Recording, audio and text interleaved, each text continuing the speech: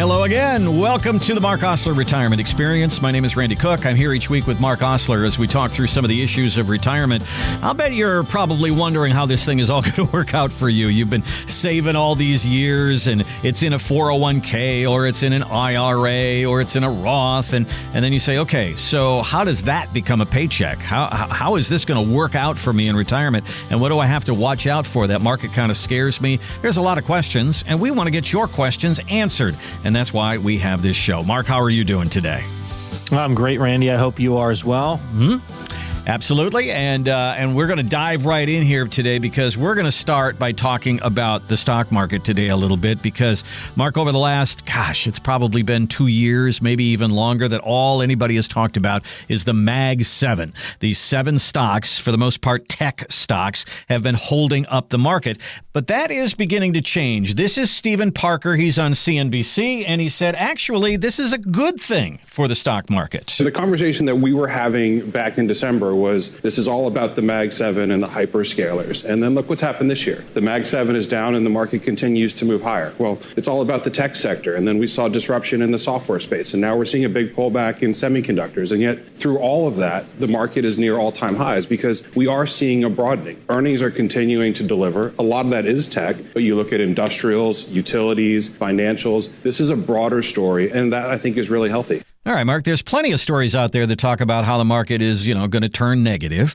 And at the same time, this is the conversation you and I have been having is if this Mag 7 thing goes away, how healthy is the stock market? It's actually proving out that it's looking pretty good. Does this give you confidence moving into the fall, moving past the midterms, moving into the future? Or are you still kind of going at it kind of cautious? I'm a combination of the two. I see some optimism there, especially knowing that we're not relying solely on the Magnificent Seven for stock market growth, right? I mean, that's an encouraging fact. At the same time, we should tiptoe a little bit because, as you and I have talked about this before, we have not seen a market correction in 17 years. Mm-hmm. Now, that's significant. The only negative year we really saw recently was 2022. But again, was it enough for a correction? The answer is no, it was not. And so that's where we're at this point is, as I analyze this and look at this, of course, semiconductors have to have their little correction. Of course, some of the tech stocks have to have some type of a correction there. But as a whole, it seems like the GDP is doing well. So let's kind of explain what all of that is. And that is, you hear terms like correction, you hear terms like bear market, and you hear terms like crash. So let's define what those things are, because it's been a little while since we've gone through all of this, just to refresh people's memory. A correction is what? So, Randy, you're lassoing me in here. I see that. A correction, generally speaking, I view a correction as more than 30%. They say in general 20 to 30% over a course of 2 years of time, to where it affects the prices of the stocks themselves to the point where, since they've come down that much, now we can feel confident to kind of jump back in and know that maybe we've adjusted for that purpose, right? And that's the idea of a correction, okay? What's the next one, Randy? So we got correction, then we got bear market, and I think a bear market has to go down at least 20%, but it's got to stay there for a while, as you were saying. It can't just go down 20% and then the next day go zipping back up again. That's not really a bear market or a correction. No, I mean, a lot of times a bear market could be in the middle of a recession. It could be 2 or 3 years. Mm-hmm. And so you might be dealing with that. There have been negative 3 years in a row before in the past. The ones that we look back at were the 2-year negatives, which were the last 2 recessions, 2000 to 2002 and 2000 to 2009. 2000 to 2002, S&P from high to low was a negative 49%. And 07 to 09, it was a negative 56.5%. That's where you can kind of see a bear market kind of alignment with a recession a little bit too. Yeah, that's where people start talking about crash when you get up there. But one of the things that you brought up there, and it's very true, is ever since 2008, 2009, any time that the market has pulled back, during COVID, and we've had, after the tariffs and things like that, it just hasn't stayed down. It's gone down, but it's gone right back up again. And I wonder, do you think that kind of desensitizes people to, in the past, we've gone down and we've stayed down for a period of time. Yeah, it's funny because when I was in college, I went to Barton College in Wilson, North Carolina. I majored in business management, minored in economics. I was so blessed to be able to get an internship with Merrill Lynch while I was there. During my internship at Merrill Lynch, the things that we always talked about was bull and bear. Well, I'm in college. How much do I understand or know about this, right? But at the end of my stay there at Merrill Lynch, they handed me a T-shirt that said, "Stay bullish." That was their term. That was their motto. And that was, hey, we want to be bullish in the market, right? So when we look back and we understand, kind of where market trends are, where things are, we can't stay where we're at. It's not possible. We hit another high again this year in 2026.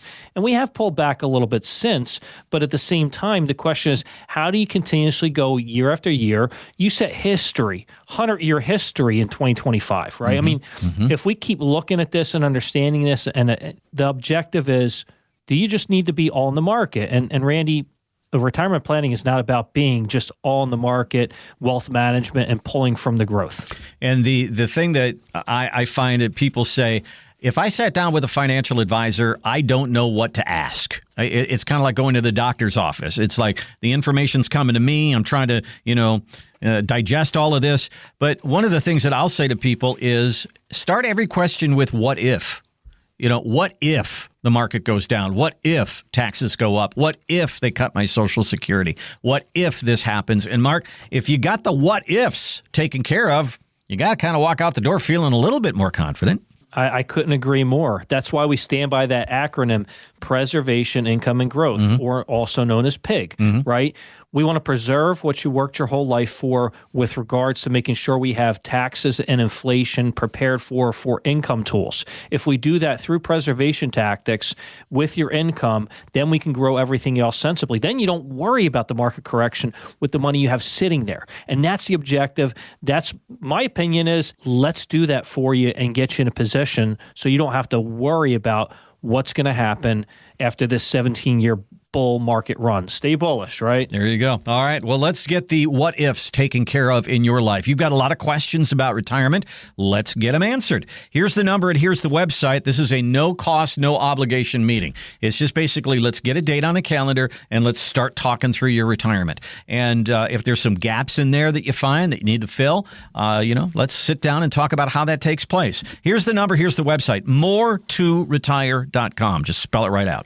moretoretire.com. There's a place for you to put a little information in there. Mark and the team reaches out to you, and we start the conversation. Or you can just call right now. It's 984-300-1984. If it's time to have that meeting about your retirement, really actually get down to some planning and some talk, do some math. 984-300-1984. So, Mark, as I'm going on a weekend and I'm scrolling through the TV looking for something to watch other than golf because my wife will not watch golf for 6 hours at a time. Do you have any movies that you have seen a million times, but you hit on it and you go, okay, I'm watching? Because it's like a favorite. For me, it's like Outlaw Josie Wales with Clint Eastwood. I love that show. I can tell you every single line in that show. Is there anyone that you can think of that you'll just watch because you just love it? If it's on TV, oh my gosh.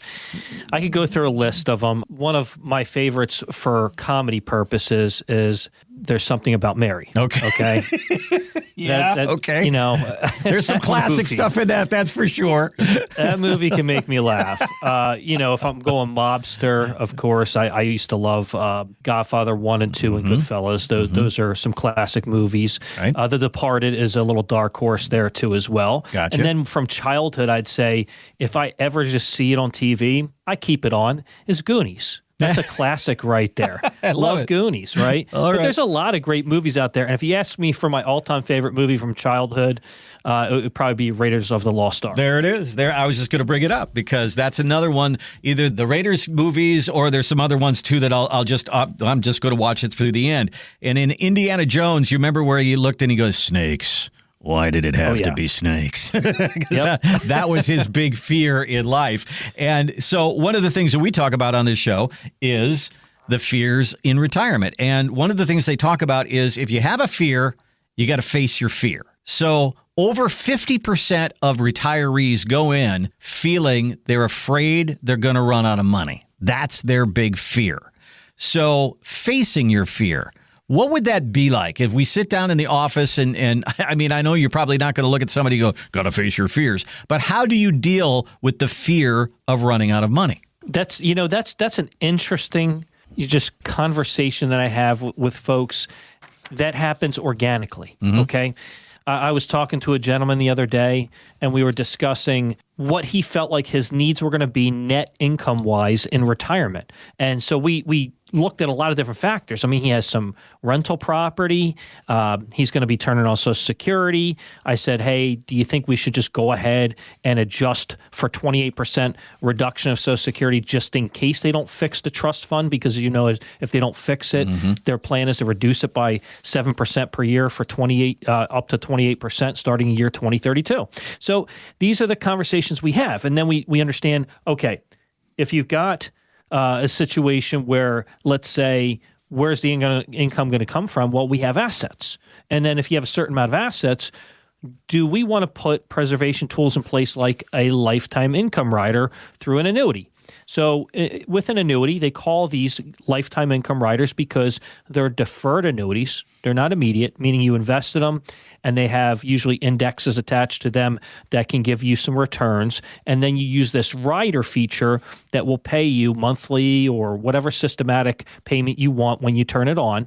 And you calculate this through a retirement calculator. It'll tell you if it's on your life or you and your wife's life, right? So if a person told me, hey, I need $8,000 gross here, and I think this will give me the net I'm looking for after we check out our federal and our state tax withholding situation, I go into the software, apply this, and we see how much money it might take to do something like this. And what'll happen is if you continue to have it paid through you and your wife's lifetime, if it's a joint one, and let's just say you die and there's a balance of $200,000 left, that would be the death benefit to your beneficiaries. Okay. If you use up all the money, the benefit to this is that it'll continue to pay you or your spouse for the rest of your life if you set it up jointly.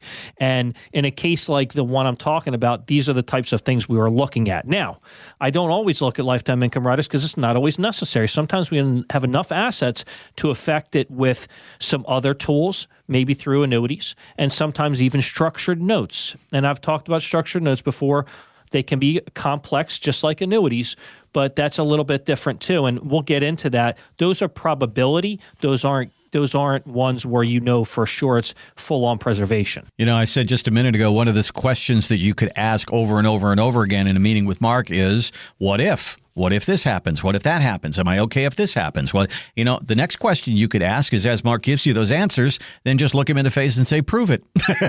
And say, literally, that's kind of what you're saying right there, Mark, is I've got this problem.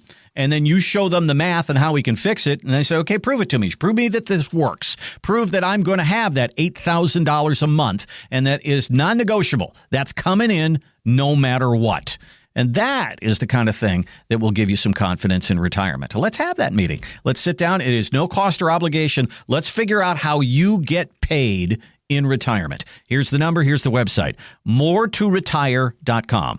MoreToRetire.com. Just spell it right out. You'll see Mark's page. You'll see the steps to more. And we're going to get into that in just a couple of minutes here and talk about what happens when you sit down with Mark and what the process is that you go through. You can also give him a call, 984-300-1984. 984-300-1984. Let's talk about your retirement today and really get down to planning, really get down to doing the math, figuring out how we give you confidence to walk into your retirement. So a lot of people go into retirement and they figure this, I'm not working anymore, so I'll probably be in a lower tax bracket. That's a bit of a myth. And as a matter of fact, that came up on a podcast on Smart Asset. And the advisor who was asked this question, he said this. They said, how many people do you work with that actually are in a lower tax bracket in retirement? And he said 4%. I was like, wow. That's shocking to me that would be the case. I'm going to ask you first, Mark, do you find that people are surprised that they're in a higher tax bracket, or is that generally what you see? Well, it's interesting you bring this up because it almost certainly is going to happen when you lose a spouse. A lot of times, if you have enough income sources and you lose a spouse, well, everything changes because you're no longer filing jointly, married filing jointly, and immediately that changes all of your brackets.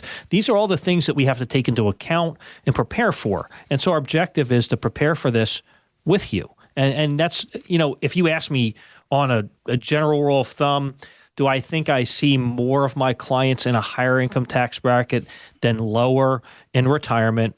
Yes. But I don't think it's 96% to 4% in my case. Seems like a big number, doesn't it? I was wondering if you look at that, and to me, it's all about how you get paid. When you work for somebody, you're getting wages. It's income, and there's income taxes, and it seems a lot simpler. But when you get into retirement, you're getting paid from lots of different places. You're getting paid from Social Security, and maybe you have a pension. You might get paid from an annuity. You might get paid from a bond or a structured note or something like that. And there's a lot of different places, and a lot of this stuff is taxed differently. Is that the problem that people run into when they get into retirement, is they're just really not ready for what the tax situation is? Yeah, and there's also the curveball, right? We talked about IRMA on the show before. Right. It's income-related, monthly adjusted amount, okay? So that particular one with IRMA, it's tricky, all right? It's the last 2 years that you've worked before, using Medicare, right? How can that affect your Medicare? Well, let's say you retire at 65, you take Social Security, you take Medicare at the same time. They'll go back 2 years. So let's say you retired here 2026, they'll go back to 2024, and they'll say, this is where your income was, right? If your income was above this certain amount, single or joint, just depending on, and I'm not going to give you the figures here, but I have a whole chart that you can come look at my office. But when you go over those figures, it gives you an idea. If you go above that figure in 2024, even though your income is not like that in 2026, they're going to use 2024 to 2026 and 2025 to 2027. So those first 2 years, you could be in a situation where you have additional premium for Medicare Part B and an extra surcharge for Medicare Part D. And a lot of folks don't know about that, and it's good to understand that and know about that because that happens to affect you on a monthly basis. Yeah, it's as if, and we're going to get into this, and that is you save and you save and you save and you save your whole life, and then you get to a point where you've got some income that you feel like this is going to be a good paycheck for me, and then you find out that a bunch of it leaks away in taxes. So these are some of the things that we need to sit down and talk about when it comes to your money coming into you. And another thing to talk about is moving into your retirement with a big 401k or a big IRA, and the idea of doing a conversion, doing the IRA to Roth conversion, little bits at a time, so that you can kind of get yourself out of this tax wash. How do people respond to you when you say, the way to beat Uncle Sam is to pay taxes early? It's like, really? It's like a punchline to a joke, but it actually is true, isn't it? It is. It's funny that you bring this up too, but we're talking about what if you have to take a required minimum distribution at age 73 because maybe you don't need the money from your 401k or IRA. So the question is, how old are you now? How much longer do we have for these conversions to take place? Before we have to start taking RMDs. Well, you might ask me, Mark, I'm 69. I only have 4 years, right? Well, technically, no. I mean, the point is you have 4 years to start the process. But you might take an RMD at age 73, then you can do another conversion after that. So once you hit RMD age, you have to take the required minimum distribution, but you can start doing conversions after you take the RMD in that particular year. So that's allowed as well. So a lot of folks don't know that, and it's really good to have this conversation. Now, if you have all the way to age 75 and you've retired and we have plenty of time, we can just scale it. We can figure out what's a great way to do it without crushing in taxes. We'll talk to your CPA, we'll talk to your tax attorney, whoever we got to talk to make sure that we put you in a situation that's favorable for you. Most of what we go into retirement with is going to be tax-deferred money. That's just the way it is. I mean, in the late 80s, when we all started working, late 70s when we started working, that was what was introduced to us. Here's this thing called a 401k, and it's going to replace the pension. Ain't it a great thing? And we go, yeah, this is wonderful. And now we're getting toward retirement, and we go, It's full of taxes. And how do we deal with that? That is a great part of the conversation. Let's talk about that. Give Mark a call. It's 984-300-1984. 984-300-1984, or use the website, which is moretoretire.com. What happens at that point? Well, let's get a date on a calendar and get together and sit down and talk through your financial life. What's going on? How much have you saved? What have you saved it in? How is it doing? Is it doing well? Are you getting hammered with fees? We'll figure all that stuff out, Mark. And I mean, the way that you will go about it is people can see it right on the website, these steps to more. So let's go through 1, 2, 3, 4, 5 and talk about what that meeting looks like. It's very general and simple. You go to my website, moretoretire.com. And you go to the tab that says process. This is our process guide. This is your pathway to more, your financial pathway to more. And basically, we start with our treetop view. I always bring this up because I love to talk about it. Macroeconomics. Macroeconomics is that broad spectrum, that look. I look at that as our buckets of money from the very treetop view of your overall situation. That's where we start. And then we want to discover your retirement desires, right? That's where we're at. We want to combine these two in this bits of information. So a lot of times, if you have some brokerage accounts, 401ks, we'll run Morningstar reports for you, and we'll describe several different investment factors. And I won't go into those details greatly, but we use terms like standard deviation and beta and correlation. And we want to talk about those types of things with you and describe to you how they work, how they relate to the S&P 500 and NASDAQ and so on and so forth. Once we gather all this information and we understand exactly what you want to accomplish, then we create and design a custom plan for you. Once we've made the adjustments to the plan and you're comfortable with everything we've done here, then you become a client, and we're always ready to make ongoing changes and adjustments and things like that, because in life, things are always going to adjust and switch and change. And then last but not least, you're always going to get ongoing support from us. So basically it's this. Here's what I have. Here's what I want to do. Here's a plan. Let's work on it and let's move forward. Let's do that together. It's 984-300-1984. 984-300-1984, or use the website, which is moretoretire.com. That's a no-cost, no-obligation look at your retirement. So people get into retirement, and this is not that uncommon. They go about their honey-do list and their round-to-it list and their bucket list, and they get all their lists done, and then they go, now what?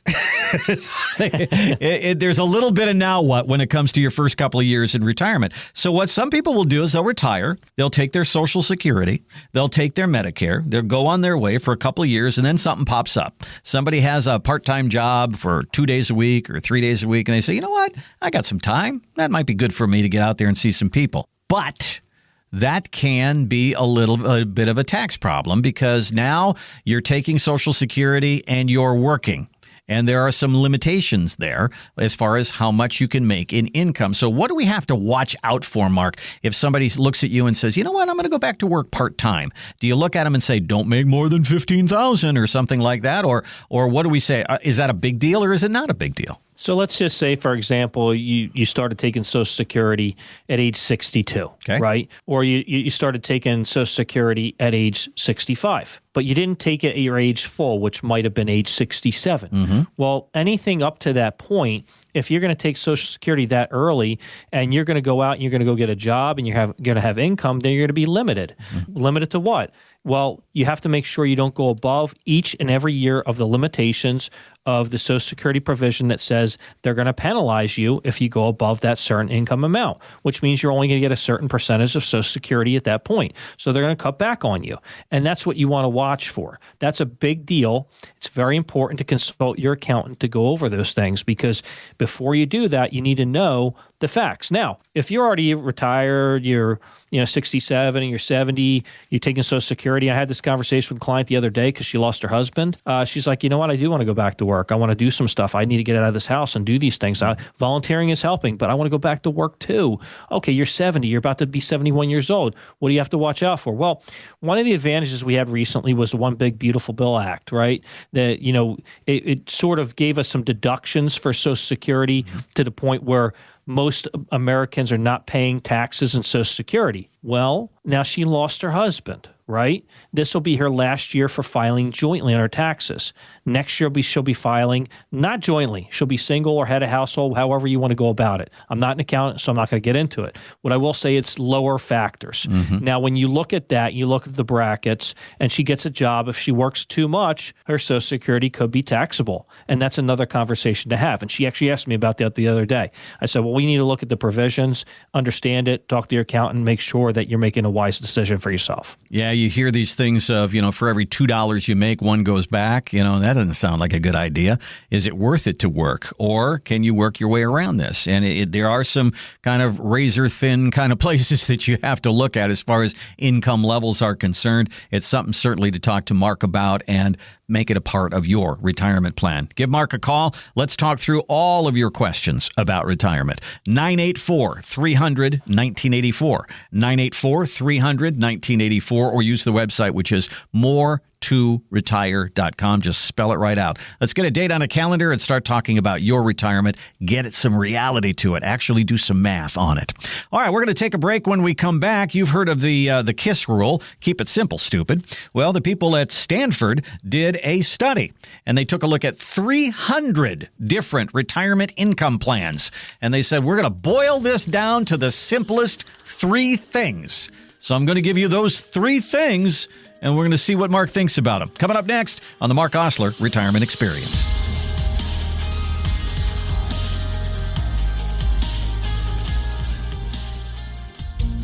A simple piece of paper. It's something we use every day. For the most part, it does what it's designed to do. It sits there flat on your desk as a placeholder for information. But with a couple strategic folds, suddenly your flat piece of paper becomes an airplane and flies across the room. Your 401k is kind of like that flat piece of paper. It just sits there as a placeholder for your money. Marc Oslar can show you those strategic moves to take your 401k from just sitting there to creating the income you need for retirement. Call today for a free no-obligation meeting. 984-300-1984. That's 984-300-1984. Or online at more2retire.com.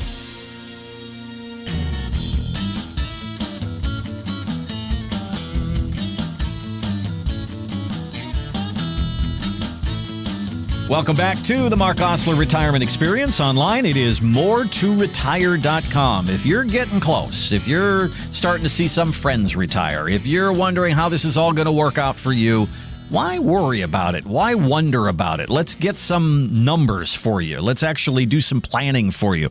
Marc makes available to you a no cost, no obligation look at your retirement. Basically, it's a meeting.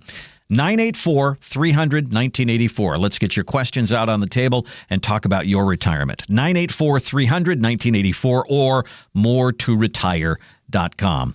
Okay, so the people at Stanford said there's just way too much information out there as far as confusing information out there about retirement. So they looked at 300 different retirement income plans. They took the best parts of each one and they boiled it down to just three. So follow these three things and you should be fine. Let's see. Number one, maximize your Social Security.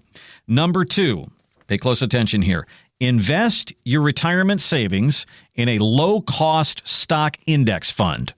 Your withdrawals should be based on the RMD tables, even if you're not RMD age. We'll break that down for you. And then the last one is have an emergency fund. So keep it simple, stupid. That seems probably too simple. Marc, is it covering all the bases here? What do you think of this? Gosh, Randy, I'm just laughing here because it certainly is a KISS motto here. Yeah. Maximize Social Security. Okay. I'm with you. Yeah. I get it. Let's get whatever we can get from the government because we worked for it our whole lives. So you deserve it. Mm-hmm. You deserve to get as much as you possibly can. Because I know folks will ask me, should I be pulling from my 401k or and wait to turn on Social Security? And most of the time I tell them, no. Right. So, thumbs up there. Okay. Number two, this is a tough one. Invest your retirement savings in a low-cost stock index fund. Your withdrawals should be based on RMD tables if you are not at RMD age. Okay. They're literally saying invest all of your money other than an emergency fund into a low-cost index fund. Right. Now, we've been on a bullish market run for 17 years. What does that look like? Okay, let's think about this for a second. Let's take 2009 to 2026 and think about the bull market run we've been on, right? Now you're going to retire in 2026. But what if you retired in the year 2000 and you had two recessions, 2000 to 2002 and 2007 to 2009, and you go from 2000 to 2013? That S&P 500 would have gone up and down until it finally came back up, and you had zero return in 13 years. Now, what would happen in a situation like that? Because, a simple ETF would be SPY. Another simple ETF would be QQQ. So we look at these and try to understand low-cost index funds, right, and understand what would benefit you. Well, QQQ is pretty volatile right now as well because that's NASDAQ and you're dealing with tech. I would not advise this. I would agree that it wouldn't hurt to start taking the idea of an RMD. Let's say you retire at 65 and your RMD is not due till 75. So you start taking the RMD table calculation at age 65 for 75. Just do a Roth conversion with that. But I think you get a little bit more technical. Why not do the Roth conversion up to the next tax bracket and try not to go into the next tax bracket after that and scale it and do a Roth conversion that way? I think that would be much more of a smart move. But then we look at just investing the money. No, I stand by preservation, income, and growth. If we don't have the income tactics in place, we need preservation tools for those income tactics and to prepare for taxes and inflation. Then you can look at it and say, if I have preservation in place for those purposes, then I feel a little bit more comfortable, especially since we've been on a bull market run for 17 years. So if we do that and we do that math, then having an emergency fund, of course it's important. But your emergency fund could also be found in a brokerage account.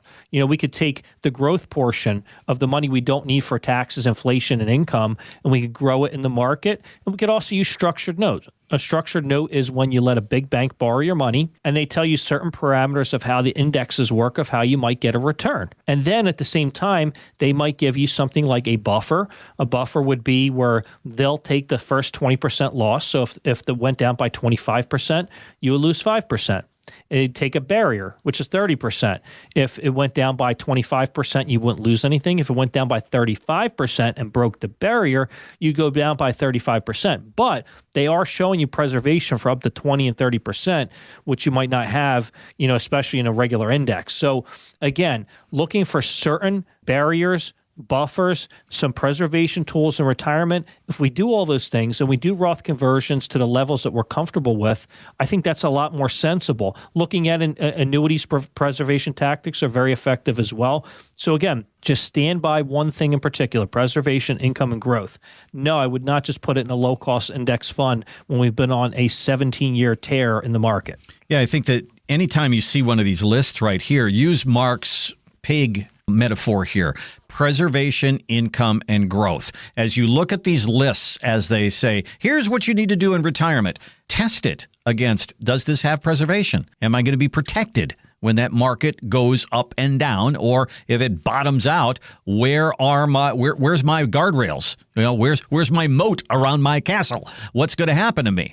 Income and growth. Are they all there? And they never, hardly on these lists, mention anything about taxes. So let's have that conversation. Let's test what you are doing right now against that. And if you have all of the pieces in place, way to go. We'll give you the handshake and go to it.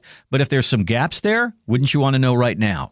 Give Mark a call, give us a look on the website, and let's sit down and talk about your retirement today. MoreToRetire.com.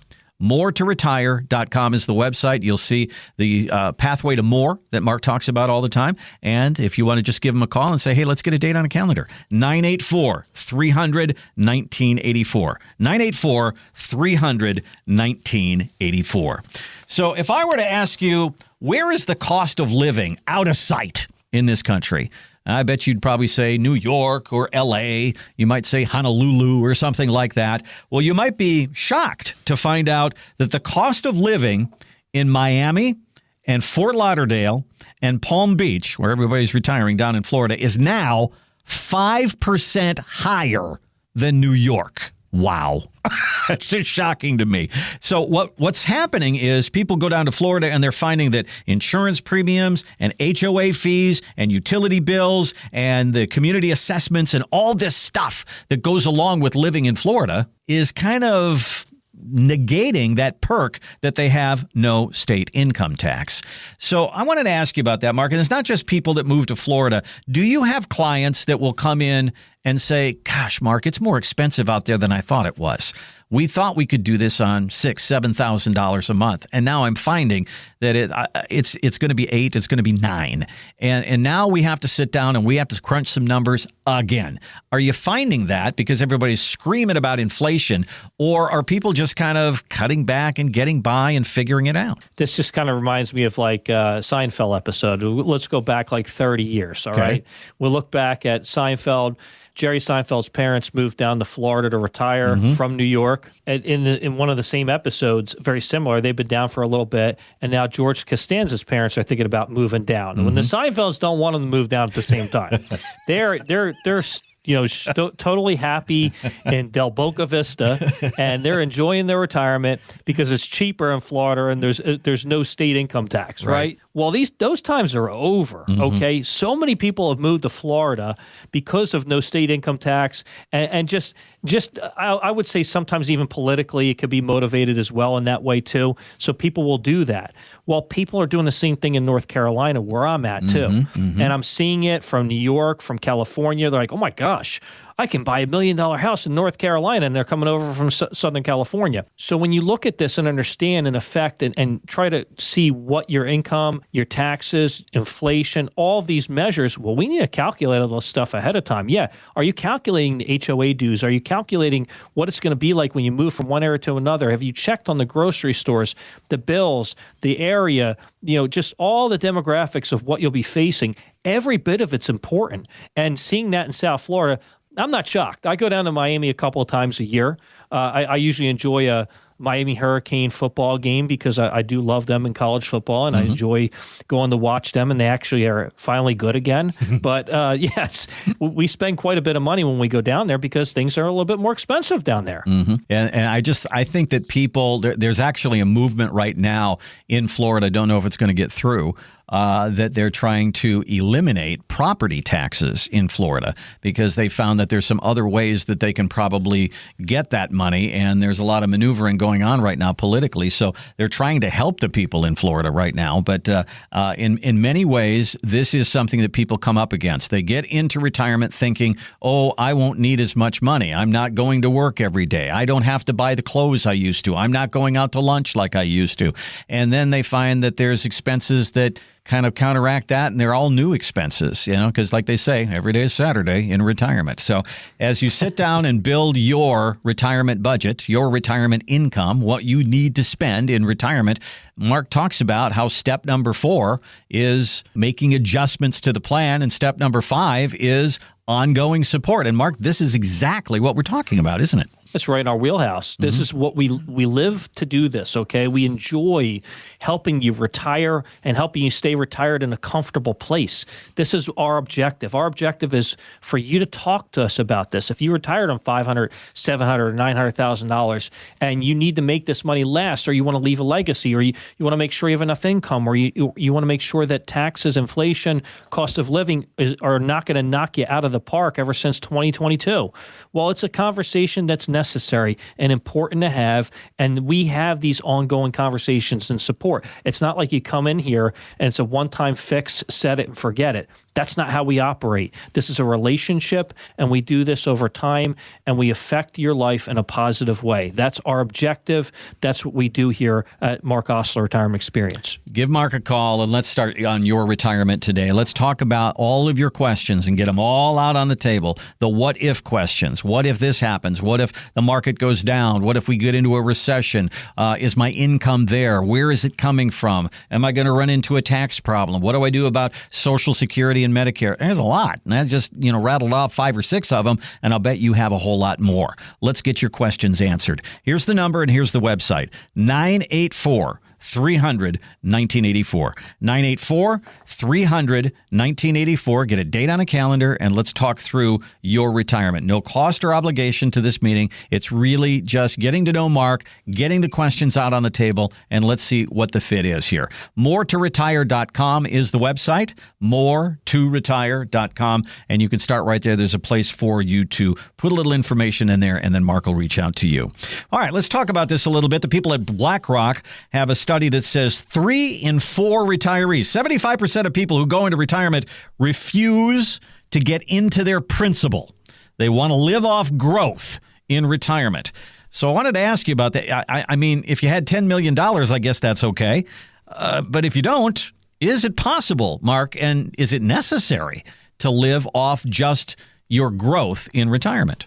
You know, if I'm able to show clients how they can just live off of their growth, they feel pretty confident that the rest of the money is going to be there for them just in case they need it for purposes, right? Mm-hmm. But that's not always the case. You don't necessarily have to do that. You can get into principal. We brought up that tool earlier, the lifetime income rider through deferred annuities, through fixed index annuities, where sometimes people have to maximize income. And that's a place where you can maximize income as a preservation tactic that might not be something that has a statistical probability like a structured note. This, in case, just as an insurance company, put an insurance wrapper around it saying, we're going to pay you this. You put this much money in, we're going to pay you this. And if you do joint with your wife, we're going to pay you and your wife. And if it runs out of money, we're going to pay you. Mm-hmm. A lot of times people are comfortable taking a portion of money into retirement like that. But guess what? Maybe some of your other assets you're not pulling from, we might be able to drive up during that same period of time. Is it necessary, though? No. You don't have to live off of just the interest alone, off just the growth alone. There are so many ways we can help you retire, where if we have to cut in the principal, we'll have a scaled plan of how we go about it and how we do it. Some of them might be preservation tactics like annuities. Some of them might have statistical probabilities like structured notes that still have maybe some preservation but not full on, has some risk involved. So again, it doesn't have to be that way, but if you want it to be that way, we certainly can help you do that. It's not complicated. We can put pencil to paper and answer your questions with regards to it. There's lots of people out there that are in retirement and they'll do little video blogs. And I saw one not too long ago, and there was a guy who was out on a hiking trail, and he was, I think, like 59 years old, and he was retired. And he said, here are the 5 things that I've learned and what are a little uncomfortable about going into retirement this early. Number 1 on his list was watching my money go down. And I thought to myself, if you're watching your money go down, do you have an income plan? Is your money making you money? And I hear what you're saying, Mark, that you don't have to live completely off growth. But if you have no growth, you are going to watch your money go down. And that might be uncomfortable for a lot of people, is it?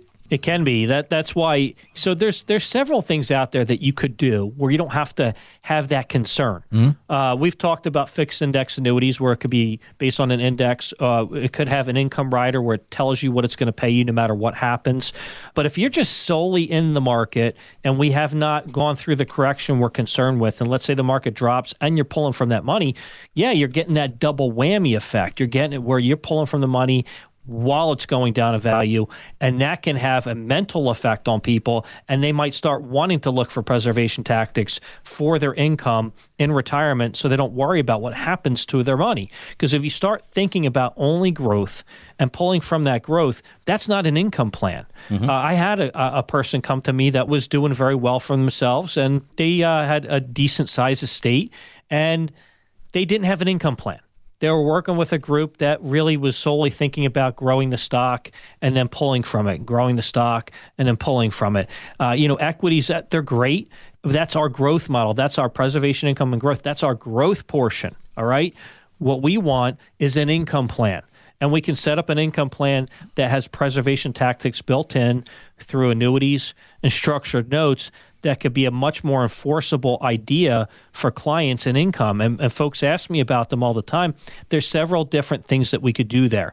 And we can share with you until you know what you're comfortable with doing. But having an income plan, knowing about your unexpected expenses, thinking about all the desires and things you want to do in retirement, thinking about spending more time with grandkids and buying them a bunch of candy at McDonald's because you know that they're going to drive their parents crazy, right? These are the things that we want to help you do in retirement.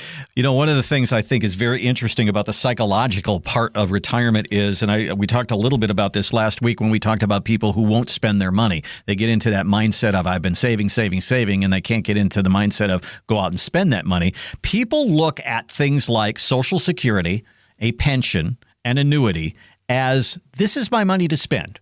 That's the stuff I'm going to spend. They look at their retirement accounts, their IRAs, their 401ks, and things like that as wealth accounts. These are supposed to make money. I'm not supposed to touch that. And for that reason, they don't spend that money. So, if we look at it that way, if you can move some of that money from that place of that IRA, that 401k, and those kind of accounts over to a place where they feel more comfortable spending that money, that is probably one of the keys to having a more enjoyable retirement, that you have the permission and freedom and confidence to spend. It's just where that money is. That's right. And that's the key.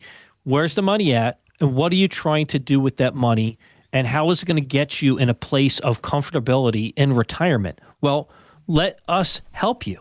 We want to help you answer those questions. We can help you answer those questions with a proper income plan through preservation tactics. People look at pension. You got a military pension? People say, fantastic. Well, that's an annuity. It's the same thing, okay? The difference is that's an immediate annuity, not a deferred annuity. As a matter of fact, I see deferred annuities as an advantage because you can still grow them and you can use an income rider as opposed to having to be an immediate annuity where it's just paid out like a pension. They're both pensions. The difference is one is still an asset, the other one is solely income. So that's a conversation that's really good to have. So if you have a pension out there, don't be scared of the word annuity. It's the same darn thing. Let's actually get the answers for you, and let's help you set up those preservation tactics for income so you don't worry about what happens to your money. We can still grow money in the market. We can still have places where we can put money in the bank and treasuries, multi-year guarantee annuities, which I'm just going to say it, Randy.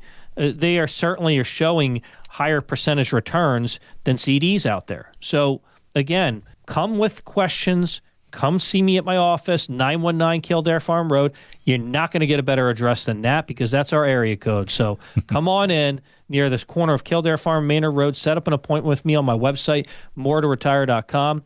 You can scroll to the bottom, ask you want to talk to us a little bit more or know a little bit more about us.